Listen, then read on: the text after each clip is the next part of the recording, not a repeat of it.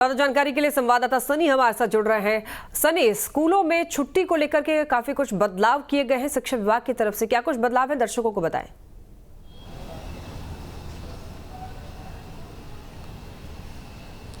जी देखिए, अभी से दिसंबर तक 23 छुट्टियां सरकार के द्वारा जो पहले कैलेंडर जारी किया गया था उसमें शिक्षकों के लिए चिन्हित था, लेकिन अब उन छुट्टियों में कटौती हुई है और वो छुट्टी महज 11 बच गए हैं।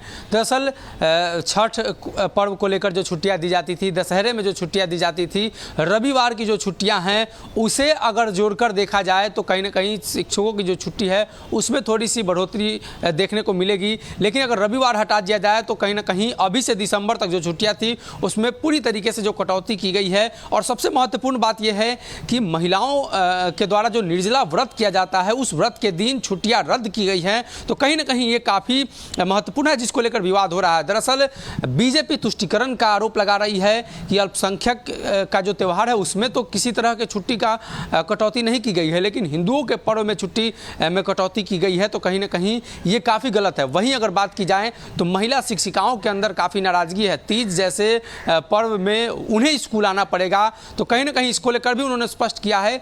और खास बात यह है कि मुख्यमंत्री पर उन्होंने कई तरह की बातें कही हैं। दरअसल कई शिक्षकों से हमारी बातचीत हुई, उन्होंने स्पष्ट कहा कि सीएम महिलाओं को लेकर बात करते हैं, महिला उत्थान और महिला सशक्तिकरण, लेकिन महिला के निर्जला व्रत के दिन भी अगर वो शिक्षिकाएं स्कूल जाएंगी तो ये कहीं ना कहीं काफ़ी हास्यास्पद है। और इसको लेकर अब लगातार जब सियासत हो रही है तो भाजपा तुष्टीकरण का नाम दे रही है, वहीं जदयू केंद्र सरकार ने जो अधिनियम लाया है उसका जिक्र कर रही है, और गुणवत्तापूर्ण शिक्षा जिसको लेकर चर्चा हो रही है। यानी जितने भी प्रयोग हैं बिहार के अंदर वो शिक्षा विभाग के अंदर ही किए जा रहे हैं। ऐसा लगता है कि शिक्षा विभाग कहीं ना कहीं अब प्रयोगशाला बन चुकी है बिहार के अंदर। और इसको लेकर लगातार जो पत्र जारी हो रहे हैं शिक्षक के साथ, शिक्षक संघ के नेताओं और शिक्षक जो प्रतिनिधि हैं किसी भी दल के हो, राजद हो, जदयू हो, कांग्रेस हो, जो बिहार विधान परिषद के सदस्य हैं, जो शिक्षक कोटे से जीत कर आते हैं, उनके अंदर भी कहीं ना कहीं इसको लेकर नाराजगी है।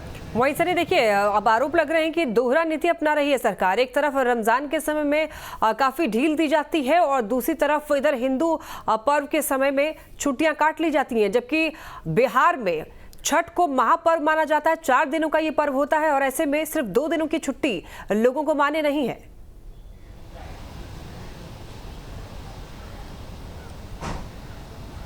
जी देखिए, कहीं ना कहीं जो बिहार सरकार काम कर रही है, बिहार सरकार पत्र जारी कर रही है, तो भाजपा को तो मौका मिल ही जा रहा है। भारतीय जनता पार्टी पहले भी जिक्र कर चुकी है कि बिहार की सरकार तुष्टीकरण और संप्रदाय की राजनीति करती है ताकि अल्पसंख्यक समाज के वोट उन्हें प्राप्त हो सके। और इस तरह के जब फैसले आएंगे तो सवाल खड़े होंगे, और इस तरह के फैसलों को लेकर भाजपा को मौका मिलता है। भाजपा इन्हीं फैसलों पर वो बुनाने की कोशिश करती है और कहीं ना कहीं इसका फायदा भाजपा चुनाव में उठाने की कोशिश करेगी। यानी ये जो मामला है पूरी तरीके से राजनीतिक अब हो चुका है, लेकिन इस बीच शिक्षक संघ और शिक्षकों में जो नाराजगी देखने को मिल रही है उस पर सरकार और जो सत्ता पक्ष विपक्ष है उसको गौर किए जाने की जरूरत है।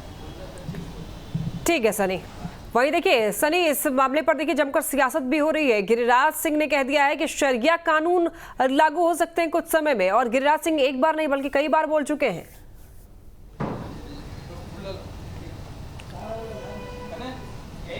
जी बिल्कुल, आपने सही कहा कि गिरिराज सिंह जैसे हार्डकोर हिंदुवादी नेता कहीं ना कहीं इसी बयान की ताक में रहते हैं, इसी मौके की ताक में रहते हैं। उनका अमूमन जब बयान आता है तो इसी तरह के मुद्दे पर आता है, और कहीं ना कहीं भारतीय जनता पार्टी का एक वो कुनबा है जो सांप्रदायिक मुद्दे को लेकर काफ़ी मुखरता से बोलता है।